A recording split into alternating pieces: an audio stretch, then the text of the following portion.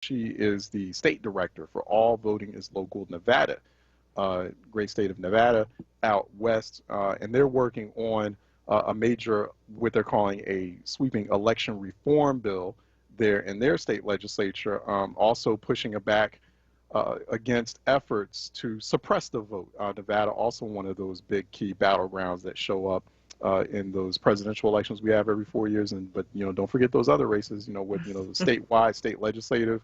Also, we got congressional midterms coming up in 2022. But Carrie here to talk about what's happening in Nevada. Hi there, Carrie. How are you doing? Hi, I think it's still morning. Good morning to you, right? Right? Yeah, yeah, good morning. Yeah. Excellent, excellent. No, I appreciate your time. Thanks for joining. She's joining us by Skype right now. Talk to us about what's happening in Nevada. One of those states as well. I mean, you are working on passing bills that would enhance voter access, but you also have voter suppression bills. Let's first talk about the voter suppression bills that are in the Nevada legislature that have been proposed where they are right now. Yeah, so at this point, any bills that were looking to suppress the vote have actually died in committee. So at this point, only bills that are working to increase access to the vote are now they've now passed committee and they're now heading to the floor. And so here in Nevada, we are, unlike other states that are moving backwards on voting rights, Nevada lawmakers actually have an opportunity to take bold action to protect our freedom to vote. So talk to people also about the composition currently of the Nevada legislature, which allows for, because we're seeing like a few hundred bills in 43 different states, all designed to destroy people's right to vote. I mean, like, I'm not going to mince words there because that's what's going on. Yeah, definitely. But in Nevada, we're seeing, kind of different. It's kind of that trend in reverse. But I guess it's, there's a friendly climate and partisan composition in Nevada, which allows for that to push forward on voter advancement versus voter suppression. Yeah, so the makeup in Nevada currently is we have a Democratic Assembly, we have a Democratic Senate, and we have a Democratic governor. Yeah. And so it's definitely different than other states, but All Voting is Local is a nonpartisan project and campaign, but yeah, it is different than the other states such as Arizona and Georgia that are pushing voter suppression laws. Yeah. No, thank you for mentioning that too. I know you have to be kind of careful, kind of how you explain that. Definitely being nonpartisan. It just so happens, that's kind of what the current political climate in that legislature is, and that can kind of like help along. It's where we are right now. Also, by the way, more information on All Voting is Local is at allvotingislocal.org. You can get more information on what's happening in Nevada as well. They've been doing a superb job of letting people know what's been happening in multiple states like Nevada. But what are some of the, you have like a big push, a reverse trend to push voter advancement, opening up the voter franchise. But what are, I'm real curious to get a sense or an assessment of the arguments against that. The arguments against pushing those bills? Yeah. It's like, what are the arguments from some in the Nevada legislature against opening up the voter franchise? Let me go back a little bit and talk about the major bill that's actually going to be brought to the floor today, because I think that's really exciting. So last year, AB4 was passed in response to the pandemic last year. And, so Nevadans are already comfortable with the voting reforms included in AB 321. So this bill is not just going to expand access, it's actually going to preserve it. And so if this bill does not pass, options like voting by mail, secure drop boxes, and polling place availability could be taken from Nevadans. So those are just some of the things that this bill is going to advance in the state of Nevada. And as far as the opposition talking points go, right at this point, I'm not paying attention to those right now. So we're just really pushing. So we're really just pushing. Really, what we have seen, we just did a large data analysis that we released last week. And so from that data analysis, some of the major points that we saw is, so in last year's election, we had automatic vote by mail. 48% of Nevadans used automatic vote by mail.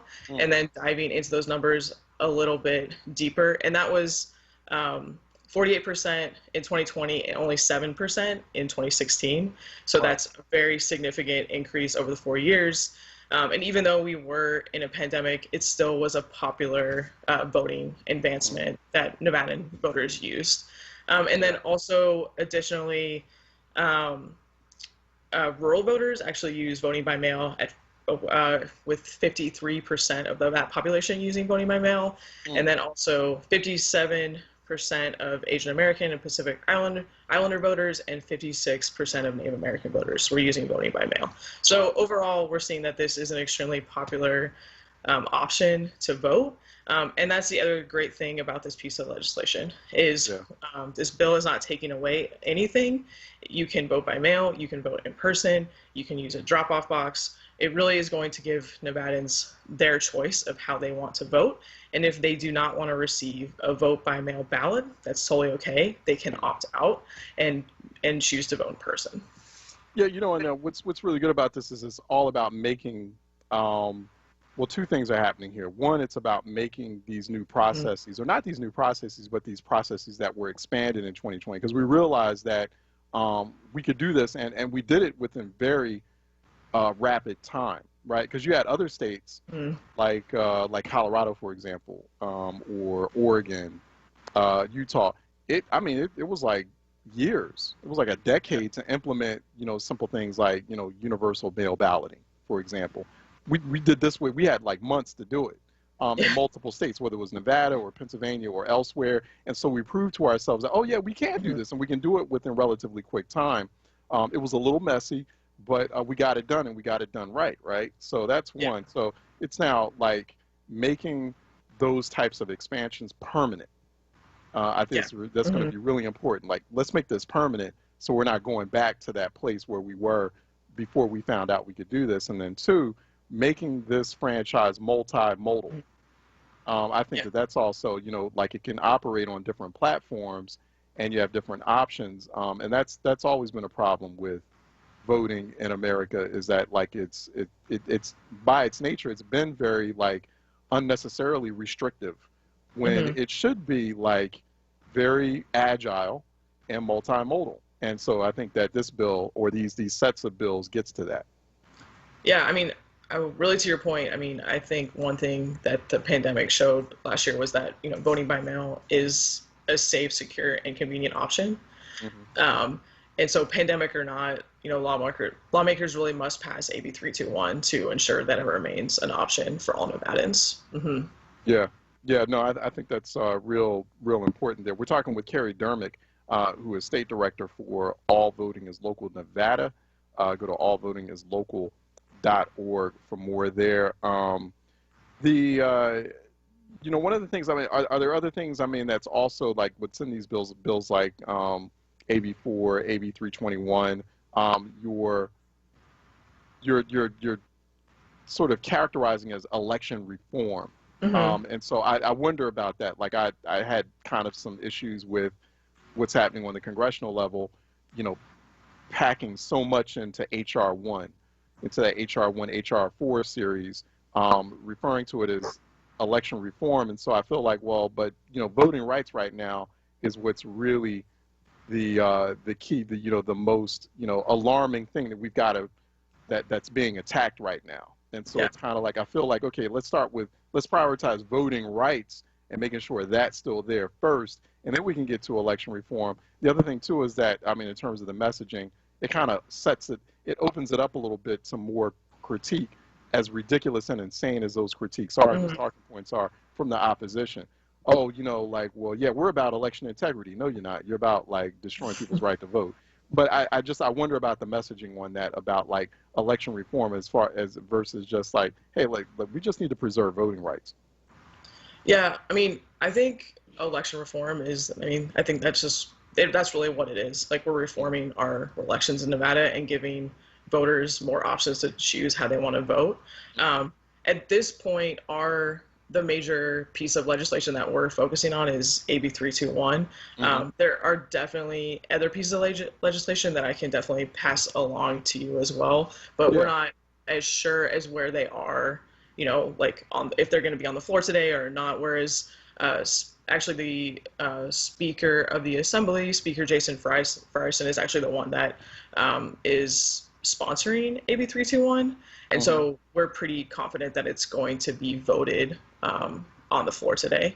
And then I can definitely, after this interview, let you know if it passes or not. But yeah, we're really excited and excited that it's going to be heard and voted on the floor today. And then after that, it will go to the Senate, and it has to go to the Senate Committee of Legislation, Operations, and Elections, and then it will be voted on there. And so I think at this point, it's really exciting that we're getting a bill that's, it's going to expand voting by mail. It's going to send an automatic vote by mail ballot with prepaid postage to every single Nevadan in the 2022 election. And then if you do not want to vote by mail, you're welcome to opt out of that. That's 100% okay. And then besides that, it's also going to put secure drop boxes in every single county in Nevada, and then really create polling place availability for every Nevadan in the state, which I think is really a really great step forward for voting expansion in Nevada.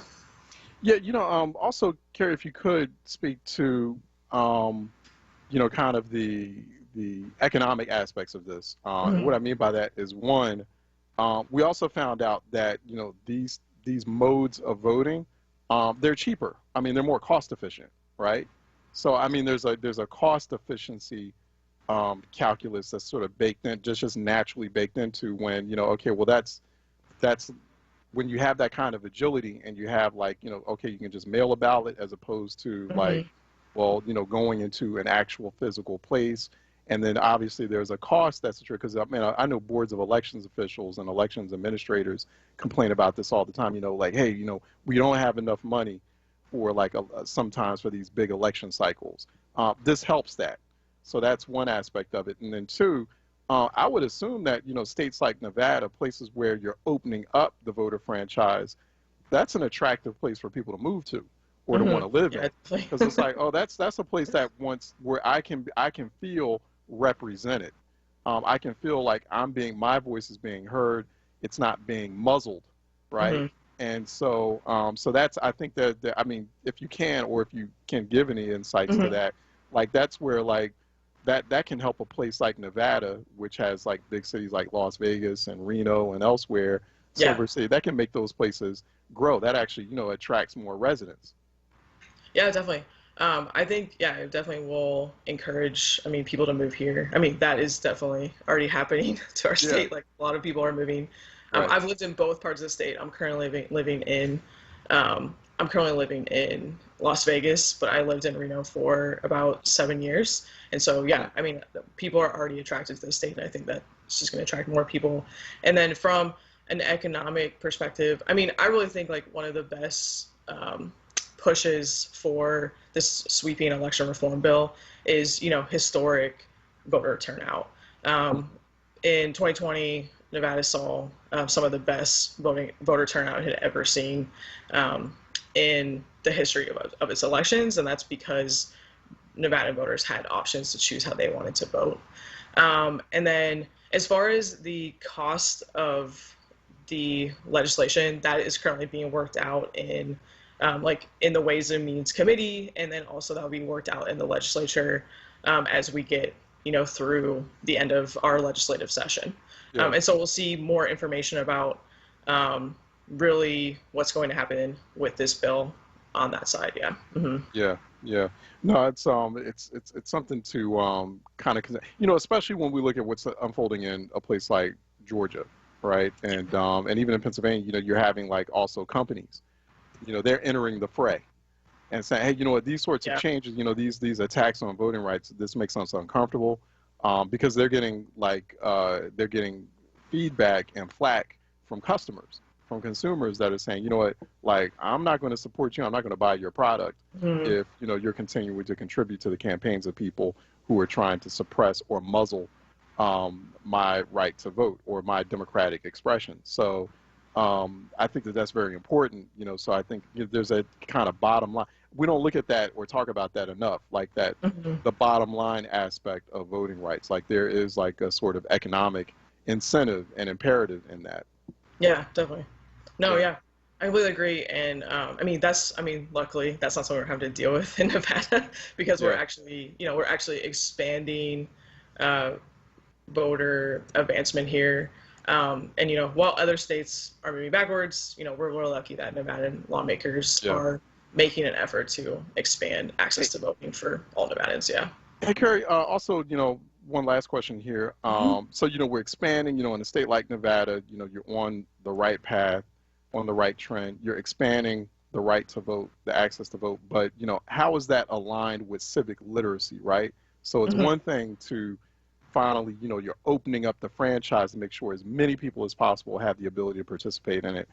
But then it's another thing when you're dealing with still historically low voter participation rates, Yeah. compared to other times in history. So how do you reconcile that? How do you align expanded voter access with um, expanded civic literacy, and making sure that Definitely. people Mhm. understand that they need to do this? Yeah, so I recently attended a public meeting from the Nevada Secretary of State's office. It's a committee on participatory democracy, and in that meeting, they discussed a lot about the need for a voter education campaign after the legislative session, and so I know that that's something that the Secretary of State's office is going to be committed to. And then also my organization, with our partners as well, we're going to be committed to doing, voter education campaigns, just to make sure that Nevadan voters are educated on how to vote in 2022. And so I think that there's definitely a dedication from my organization, from our partners, and from the Secretary of State's office to do everything we can to make sure that we're educating voters, before they have to go vote in the 2022 primary and before they have to go vote in the 2022 general election. Yeah, yeah. We've been talking with Carrie Dermick. She is the state director in Nevada for All Voting is Local. Go to allvotingislocal.org for more information. At Voting is Local, by the way, on social media. Check out what they're doing. Hashtag voting rights threat assessment. We've been doing these very frequent voting rights threat assessments here on Reality Check. We partnered up with All Voting is Local. Go to hashtag voting rights threat assessment for more there. Voting rights threat, hashtag voting rights threat report, to learn more about the assessment. And so we're keeping a very close eye on what's been happening in these multiple states with voting rights. It's good to hear. It's good to get like just a positive story Yeah. once in a while Yeah, from a state definitely. like Nevada. Yeah, it really is. It's refreshing. It's a bit relieving Mhm. as well. So it's like one less state to worry about. But Yeah. so some good work out there, Carrie. Really appreciate it. And very important, nevertheless, to highlight. So appreciate the work you're doing, and please keep us updated. We'll talk with you again. Yeah, definitely. Well, and if any of your listeners, are in Nevada or have friends and family in Nevada, they can go to protectnvelections.com to email their lawmakers and tell them to pass AB 321. All right, protectnvelections.com to learn more about what's happening there in Nevada. Appreciate you, Carrie. Be safe out there. Thanks so much. Yeah. Thank you so much, Charles. Have a good day. All right, you too. Take care. All right, let's take a break. And when we come back, we're here on Reality Check, 96.1 FM, 900 AM, wordradio.com, Word TV, Word app. Stay tuned. We'll be right back. Recovery starts with a call. Pennsylvania's Substance Use Disorder Hotline is staffed by real people who are trained to help. They're here 24 hours a day, 7 days a week. They'll get you or your loved one into treatment regardless of your access to insurance. If you or someone you know is suffering from addiction, call 1-800-662-HELP. Recovery starts with a call. Paid for with Pennsylvania taxpayer dollars. We are moms, grandmoms, aunts, and sisters who care about our children and our city. We also know the pain, grief, and trauma of having to bury a loved one to violence. I am Dr. Dorothy Johnson Spite, sending a mother's plea to the city of Philadelphia. Please encourage all our children and loved ones to refrain from any form of violence in the days to come. Speak to your sons, daughters, and loved ones. Don't do violence. Let's do peace in our communities across this city. Brought to you by Mothers in Charge, 215-228-1718. The Sankofa Freedom Academy Charter School is an African-centered public freedom school that is looking for experienced, certified teachers in kindergarten through 12th grade for the 2021-22 school year. These positions are full-time and come with full health, vision, dental, and retirement benefits. Salary is comparable to the School District of Philadelphia. Interested parties should send their resume and cover letter via email to careers@sfacs.us. For more information, visit sfacs.us. Livelihood, WURD Radio's new initiative, connecting Black Philadelphians with jobs, entrepreneurship resources, small business development information, and financial literacy tools. Tune in to WURD Radio for our weekly livelihood segments and every weekday show. For a full schedule, visit wordradio.com/livelihood. For more information on livelihood, visit wordworks.com. That's WURDWORKS.com. Reality Check with Charles Ellison right now on WURD Radio and wordradio.com. All right, welcome back.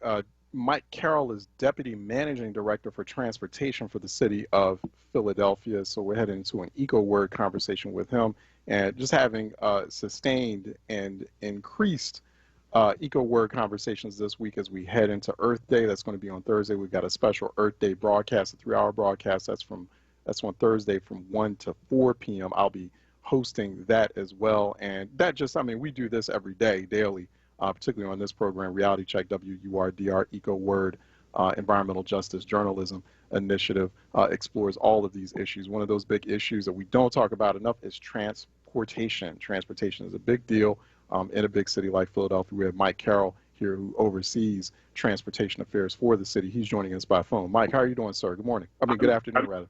Doing great. Yep, good afternoon. Thanks so much, Joe. All right, excellent. So you all have announced, the mayor has announced Vision 2045, it's a roadmap for mass transit planning in the city of Philadelphia. So Mayor Kinney announcing this with regional partners, with SEPTA and other city officials. Give us the overview of what exactly is a vision for 2045. Yeah, these are our aspirations for transit in the city of Philadelphia, and this is kind of where we want to be at that point in the future. The sooner we can get there, the better. I want to be clear about that, but we feel like this is an achievable aspiration with respect to making transit work more efficiently, for it to be more equitable, and for it really to kind of come back as a real backbone. Coming out of the pandemic and restore itself as a backbone for the economy and the vitality of life in the city. And it's essential that we set these goals, and it's essential that we jump right in and we start trying to take them on. Yeah, and so, like, what's the role that, like, the agency, the main mass transit agency in the region, SEPTA, plays in making a vision for 2045 a reality?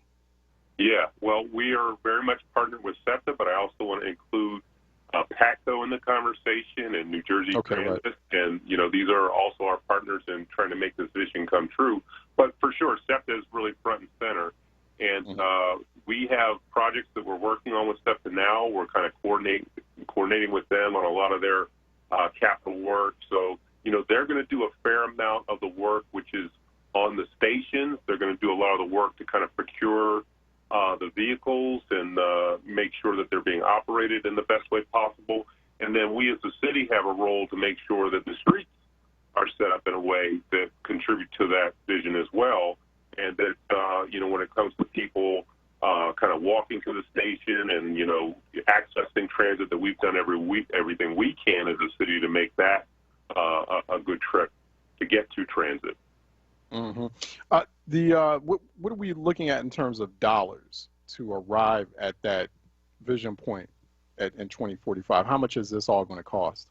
Yeah, it's hard to say. I mean, this is going to probably end up being, 9 figures, maybe 10 figures when it's said and done if we get everything that we want, but we know that money's not coming right away. So if we're going to look at, a period which gets us started, I mean, we're probably looking at, probably between $50 and $100 million of investment over a 6-year period, and recognizing that there's lots of opportunities to work with the Fed this is money that we're going to have to go get. Got it. And I would assume too, other part, because I'm thank you for doing that too, like showing that there's multiple partners in mass transit, SEPTA, PATCO, New Jersey Transit. I would think Amtrak would be somebody you probably want to talk to as well, or are probably talking to, or at least keeping them up to speed as to what this vision entails, because Philly being such a major Northeast corridor commerce hub. Yeah, that's right. And, we've been involved in planning efforts with Amtrak over the years and are very much interested in 30th Street Station as an opportunity to work with them. There's also interest in North Philadelphia Station. So that's for sure. We want to make sure we're coordinated with them as best as possible. Yeah. So, I'm real curious, the American Rescue Plan pandemic relief dollars, are any of those dollars, dollars that have been set aside for Philadelphia, are they going directly into SEPTA to help them plug revenue gaps? Because it's like, how can you manage to get to Vision 2045 when SEPTA is really taking it on the chin as far as revenues during pandemic? Right. SEPTA's been very engaged in making sure that, all the COVID relief that they can manage to incorporate, they're doing that. And they're also looking at the American Rescue Plan for opportunities as well. And they've been very communicative with us and also folks in our delegation in D.C. just to make clear what their priorities are. So, we're working together with them to figure out how that will work. And also everybody's excited about the possibility of the Jobs Act. And if that Job Act kind of finishes off the trifecta, I think you're going to see some really exciting things take place. But for sure, SEPTA is always on the lookout for resources that are out there to make sure that the operation can sustain itself, through the pandemic. Those are the when you mean, but the infrastructure, the $2.3 trillion that the Biden administration is proposing in infrastructure. Right, exactly. Jobs is obviously going to be a big result of those dollars. And so mass transit agencies like SEPTA, in all the multiple cities, everybody's dealing with some really severe budget crises and service gaps as a result of the pandemic. That's one thing I do have to ask you, Mike, in terms of, because I found in other countries, they've been able to successfully telegraph to their public that, hey, listen, the science shows conclusively that it is safe to be on a bus and a subway. Coronavirus does not travel on surfaces. It's just like we're finding conclusive evidence that coronavirus is not spreading on mass transit. So it's like, how do you, in order for you to get to 2045, you're going to have to, get the public back into mass transit riding. That's right. And we're working with SEPTA to get that message out. I think there's a lot of work still to do. Our public can be somewhat skeptical when they get those sorts of messages. But I ride the train when I need to get around. I ride the bus when I need to get around, and I have had no compunctions, no reservations about doing that. And I would recommend the same to everybody else. It is safe. We're working with an organization, SEPTA, that is taking the cleanliness and the quality of the service they provide very seriously. And, I'm not going to say there's never any challenges with any of those issues, but as far as COVID is concerned, that you are safe to ride transit. So we definitely want to get that message out and build on that. And we're seeing people are starting to take that up. So, we probably hit a low point, in the summer of last year, and we've been working our way back steadily since, and we continue to do that.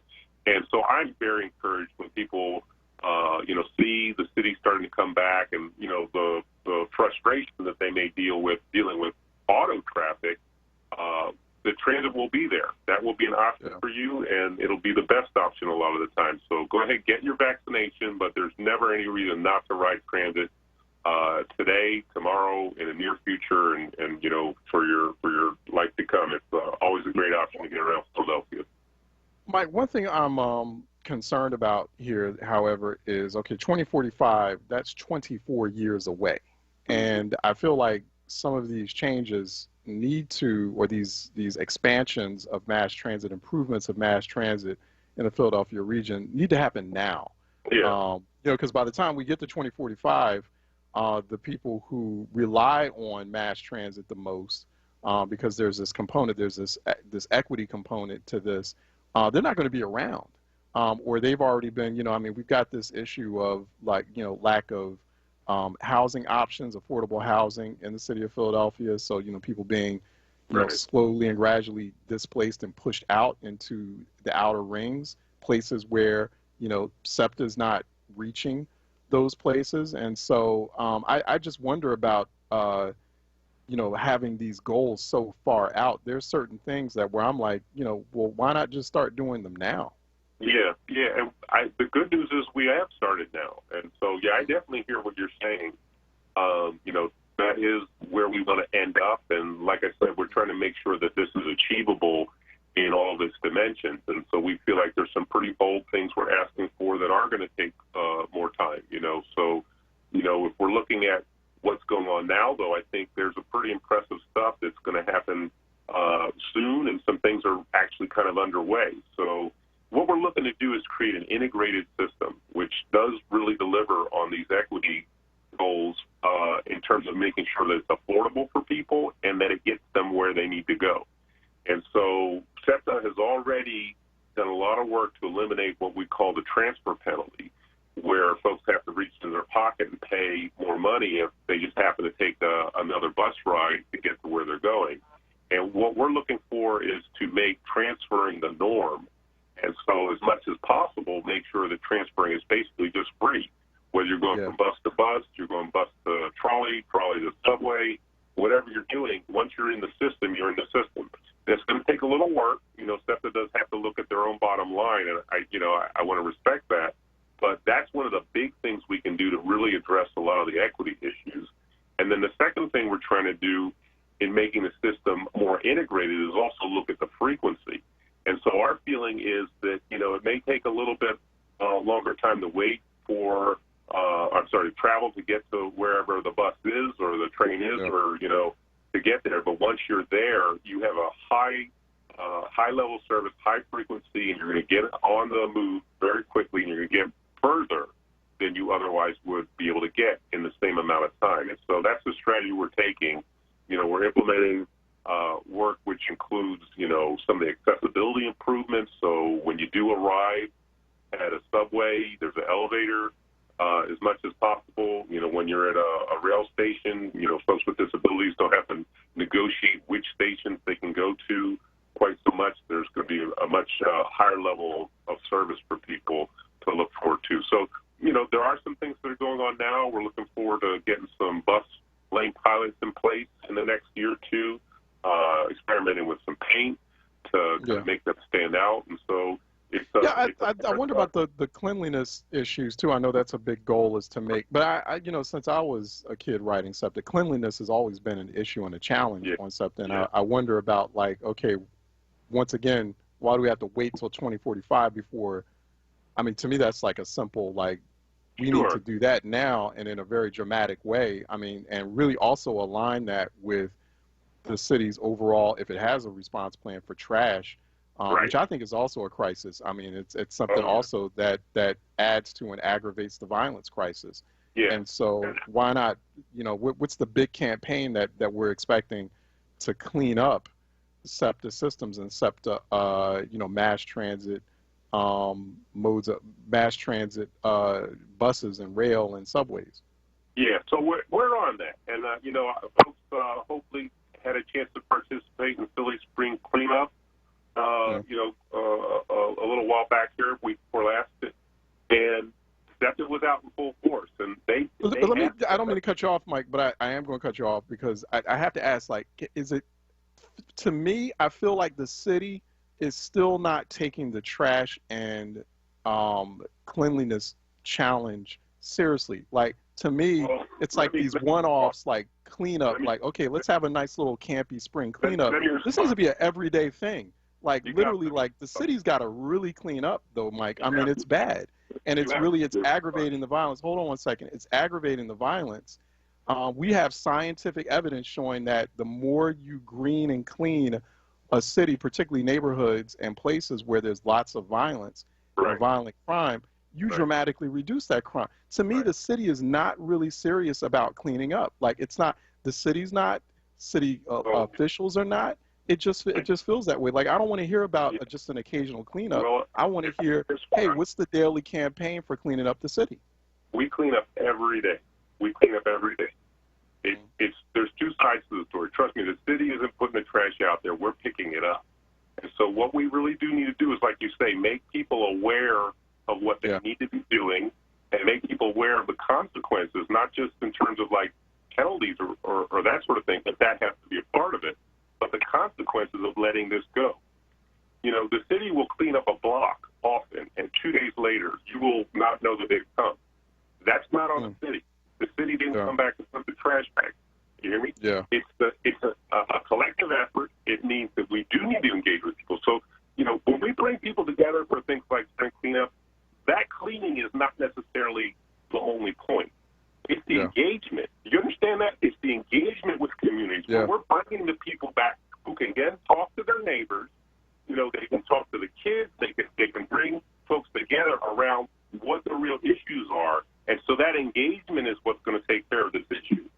So the city spends a lot of money every year cleaning up lots, cleaning up corridors, cleaning up, you know, different things where people have short dumped or not. We're going to do more of that. We're going to stand up more street cleaning. So if you heard the mayor's budget address, that's actually going to start happening in this new budget, and perhaps we can get a start on that.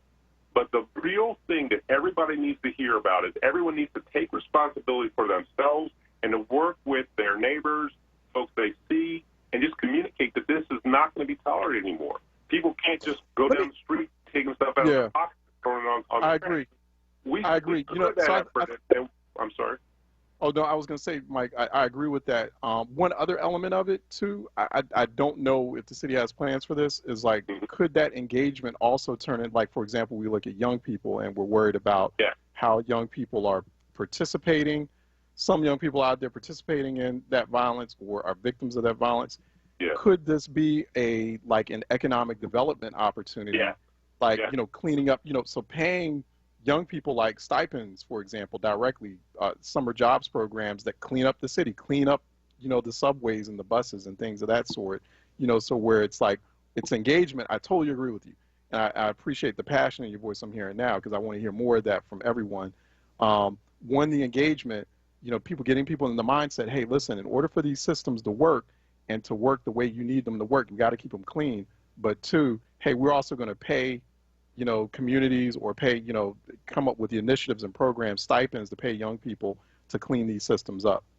Yeah, that's right. And so the Managing Director's Office is actively involved in developing workforce opportunities that are community-based in order to address the issues of violence. And some of those opportunities will include opportunities for people to kind of directly get involved in their neighborhood, not always necessarily around cleaning, but other job opportunities which allow them to kind of support the vitality of that neighborhood.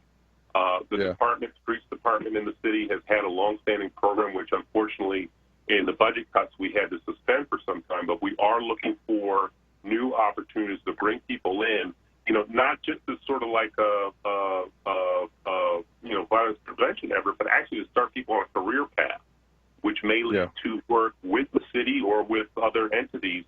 And so, you know, we're looking to actually directly talk to folks and work with folks to get them involved, give them opportunities, and get them out there helping to be part of the solution.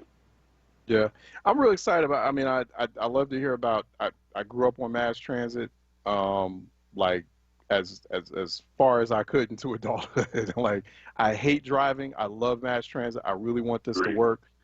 So like, I really, really do. I mean, I really feel like it's just where we need to be headed. If mass transit could be everywhere, that would be good. I guess the other piece of the conversation too is like with, well, I got you for another minute, Mike, the conversations with regional partners, with other counties, because, and also like the investments, I guess we got to bring you back. Like, what about the investments from the business community? You know, to ensure that like, you know, their employees can get to where they are. And then, you know, a lot of jobs also kind of moving outside of the city and the city rings. And it's making it hard. Like, how do we expand mass transit to those places when people suddenly, they live in the city, they got to work out in the suburbs, or they live out in the suburbs, they don't have a car. Like, people just think that, oh, because I live in the suburbs, I have to have a car. that shouldn't be the case. You should have access to adequate mass transit in that case too.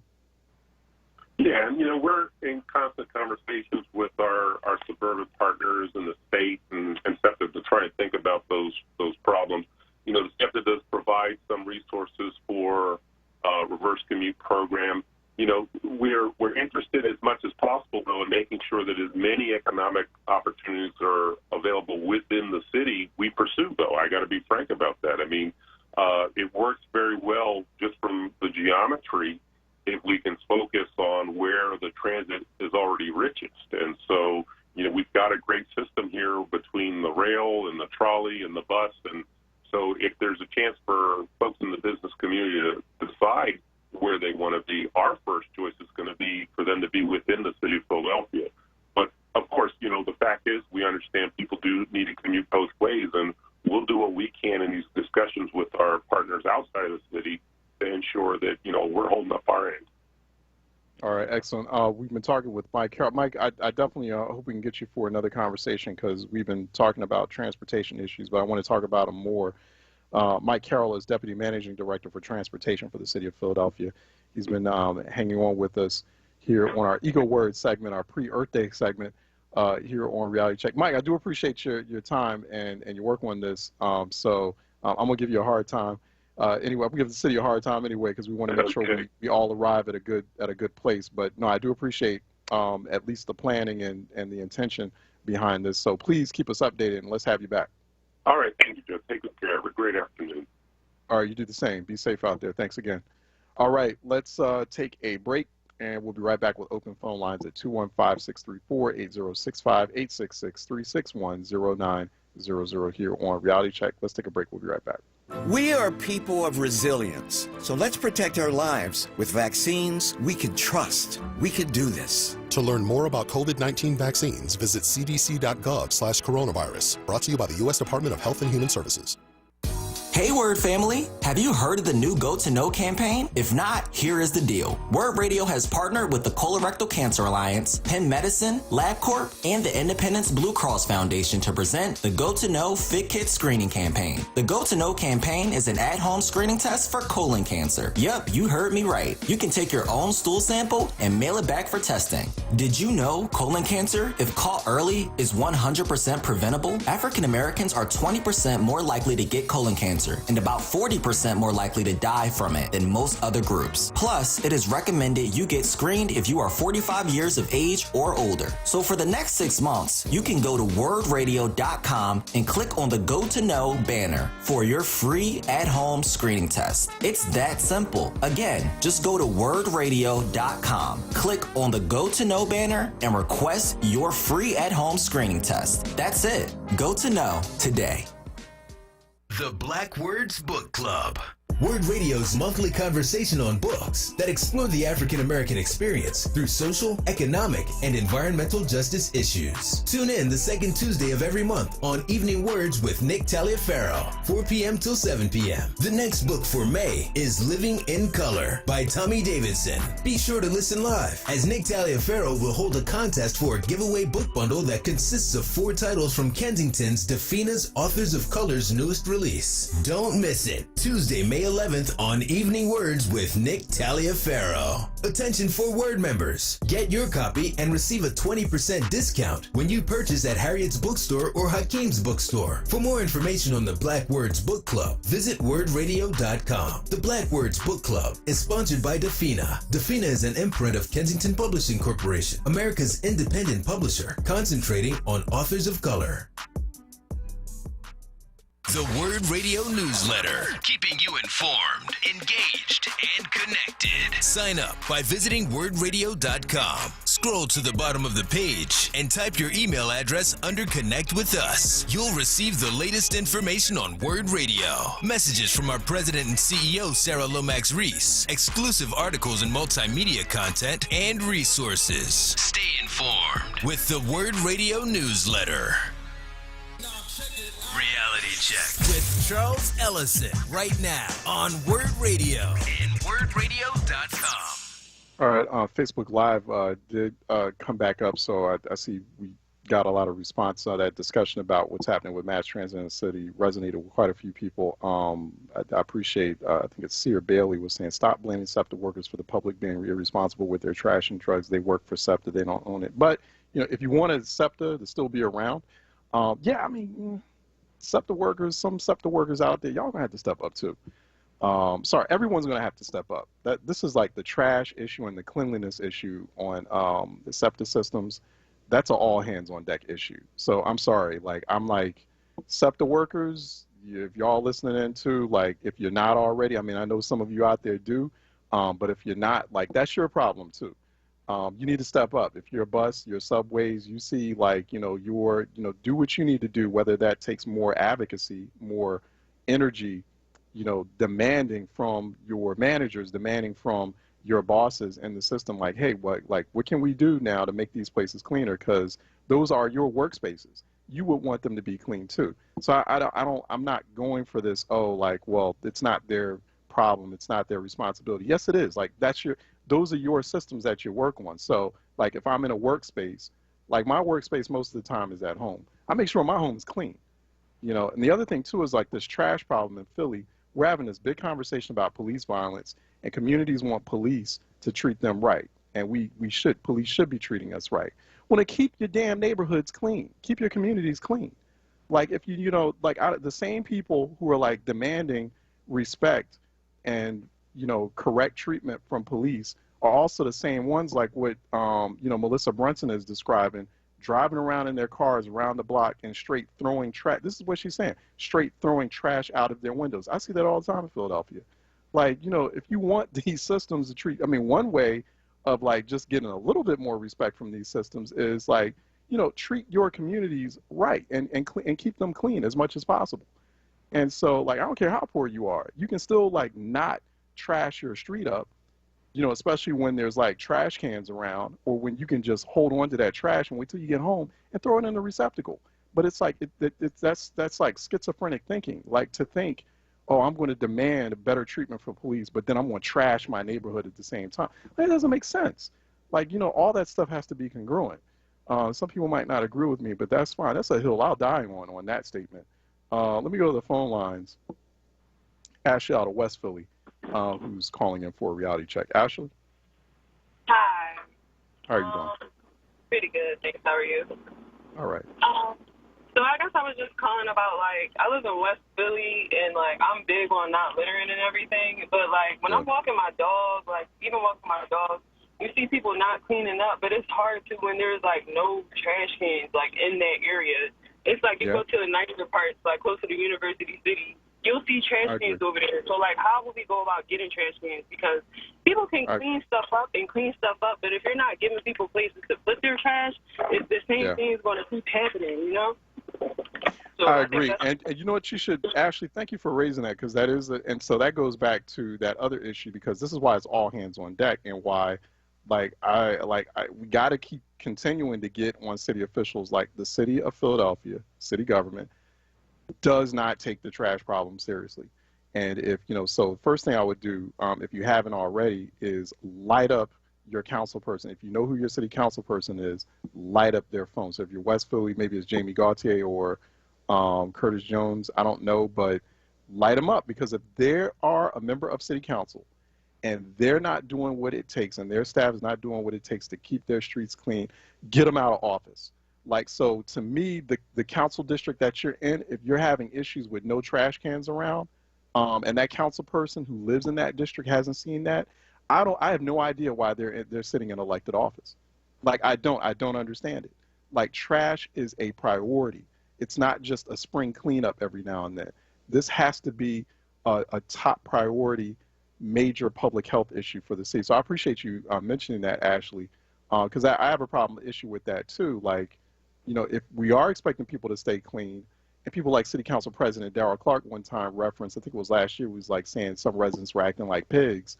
It's like, well, dude, like, you as a city council person and your colleagues, like Ashley is saying, put some more trash cans around. You know, provide a trash receptacle apparatus in the city to ensure that people aren't, you know, feeling like, you know, pigs, or like, or are ensuring that people are putting their trash away in a decent way. So I appreciate you saying that, Ashley. You still there? Did you want to say one more thing? Okay, Ashley, but I appreciate Ashley mentioning that. And, yeah, let us know, like, Ashley, call in and let us know, like, if you're having problems and you're calling your city council people, and also call the streets department, too, to let them know you demand that. You want more trash receptacles. People in City Hall who do not take this trash issue seriously should not be in office. Full stop on that. They should not be in office. Or if, like, their staff are not taking it seriously, well, then fire their staff. Like, really. Joyce out of Frankfurt is calling in for a reality check. Joyce? Good afternoon, Charles. Hi, Ms. Joyce. Do they still have street sweepers and water trucks? They are, the city is now reintroducing, pushing out, like, the street sweeping programs coming back. Because I asked that question because I live in Frankfurt, right? And when I first moved to Frankfurt this might have been about 15 years ago, and the neighborhood was mostly white before the white flight. And they would have water trucks and street sweepers come down the street and clean the streets. And then when the whites moved out, all of a sudden the services disappeared. So I think that's a problem. I think it needs to be talked about. You're right. If whites move out the neighborhood, the services disappear. Right. Why would the street sweepers coming down the street when whites were here? Water trucks, the block was always clean. Now they're bringing them back. As soon as blacks moved in, the services were gone. So I hope somebody can answer that question for me. Yeah, no, I will, and I'm going to bring it up, so, and this is why it's incumbent upon, so it's going to be one incumbent upon, like, residents like yourself and then others, the whole community, to really, like, stay on the city, like, upside its head, constantly talking about, things like that, calling that out, and really also getting on, and this is what, like, black elected officials in the city of Philadelphia should be doing. Is being able, not just relying on Ms. Joyce, bless her heart, for calling in and pointing that out, but they need to point that out as black elected officials. Those are the basic things that, like, black elected officials should be doing. Those are basic services that, as a city, as residents, you pay for, and so you deserve. You've earned it. You don't even deserve it. You've earned it. So it's like, and it goes back to that, like, so now, you got more white people moving into the city. Okay, we're going to bring street sweeping back. It's like, it's, I mean, just the insanity of it all. And, but people, we have got to stop looking at that as normal and call it out, and then constantly, like, blowing up the phones, blowing up whatever, and having, those are the things that, like, should be talked about during public comment period.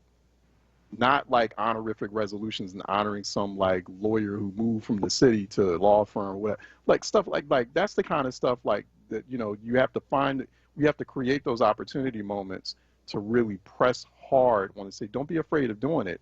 I mean, there are ways to do it, and press on the city hard. I mean, this is one of those platforms where I hope to take it full advantage of where we can have that conversation. I'm more than happy to have that conversation about trash, and also to talk about how much city officials have failed at it, like epically failed at it. They just have. And they have to, they're gonna, it's not even about doing better, they have to do something. They're not doing anything about it. And so now's the time to do something about it, particularly if they say they're serious about violence. You're really not serious about violence if you're not cleaning up the city. All right, The Source with Andrea Lawful Sanders is coming up next. I'm Charles Ellison. Philly and beyond, I want you to stay sharp, stay smart, but more importantly,